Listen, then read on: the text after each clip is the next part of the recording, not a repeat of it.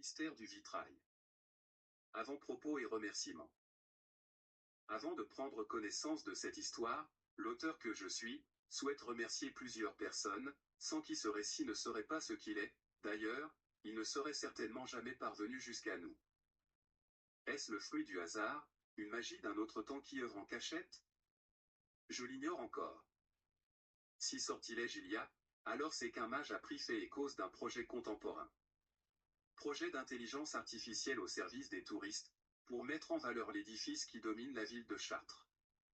L'objectif est de faire voyager les visiteurs au travers de ces scènes historiques et liturgiques. Si faute il y a, elle en incombe à l'un des responsables du projet et c'est donc lui qu'il faut blâmer. Quelle idée! Que de m'avoir contacté dans sa recherche de soutien, que d'avoir accepté une interview. Dès cet instant, il est déjà trop tard, les rouages du temps sont en marche, plus rien désormais ne peut les arrêter. Il n'en faut pas beaucoup plus, pour que germe en moi l'idée de m'emparer de ce sujet, d'écrire un nouveau récit. Mis à part que mon thème de prédilection est la science-fiction. Vais-je à nouveau mettre en scène une IA?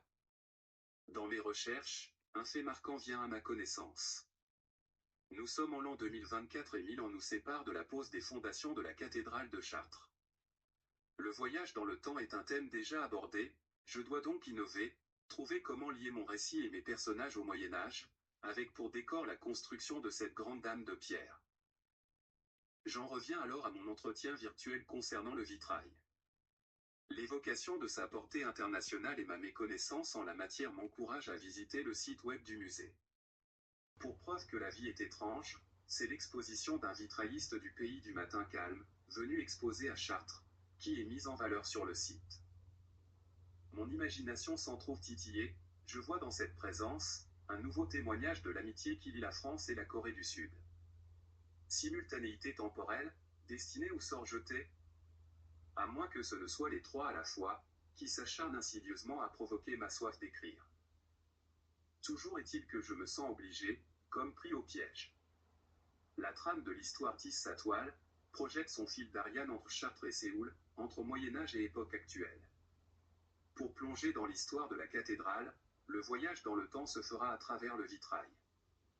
Les premiers personnages se dessinent, d'abord le mage pour remonter le temps, ensuite le mentor pour enseigner son art à son élève. Le personnage du disciple coule donc de source, mais parité oblige, ce doit être une jeune femme. Pour rendre le récit attractif, l'artiste est facétieuse, directe, curieuse, un rien excentrique et surtout intuitive. Elle va faire corps avec le vitrail, plonger dans le temps, dans les événements que cela raconte. Entre-temps, je découvre que nombre de métiers de l'époque sont imagés dans la cathédrale. Elle va donc rencontrer les métiers de l'époque, se confronter à la matière, la pierre, le bois, le plomb et bien entendu le verre. De ce fait, je dois me documenter sur les métiers du vitrail, c'est alors que la magie opère à nouveau. Au même moment est diffusé un reportage qui présente une vitrailliste locale. Dès lors, je sais qui va combler mon manque de connaissances en ce domaine. L'idée du second personnage féminin devient alors une évidence. Tout s'imbrique, le décor, les personnages, il ne me reste plus qu'à trouver l'intrigue. Alors, pour que le récit de cette aventure parvienne jusqu'à nous, l'énigme du vitrail s'impose à moi. L'élève du mentor est envoyé au temps des cathédrales, les rencontres qu'elle y fait sont déterminantes. De celle-ci et de la résolution de l'énigme dépendent son retour au temps présent.